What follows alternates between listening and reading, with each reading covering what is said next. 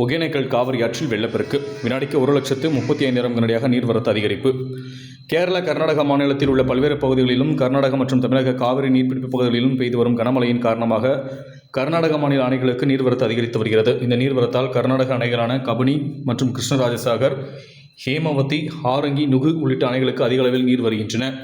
இதனால் கபினி மற்றும் கிருஷ்ணராஜசாகர் ஆகிய 2 அணைகளும் முழு கொள்ளளவை எட்டியுள்ள நிலையில் அணைகளிலிருந்து உபரி நீரை ஒகேனக்கல் காவிரி ஆறு வழியாக சுமார் 1,25,000 கனடியாக திறந்துவிடப்பட்டுள்ளன. எனவே கர்நாடக அணையிலிருந்து வெளியேற்றப்படும் இந்த உபரி நீர் காவிரி ஆற்றில் நேற்று காலை முதல் படிப்படியாக நீர்வரத்து அதிகரிக்க தொடங்கியது.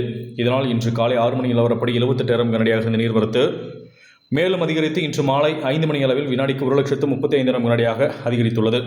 மேலும் ஒகேனக்கல் காவிரி ஆற்றில் வெள்ளப்பெருக்கு ஏற்பட்டுள்ளதால் ஒகேனக்கல் காவிரி கரையோர பகுதிகளில் பொதுமக்கள் மற்றும் சுற்றுலாப் பயணிகள் நலன் கருதி பாதுகாப்பு பணியில் காவலர்கள் தீவிர கண்காணிப்பில் ஈடுபட்டு வருகின்றனர்.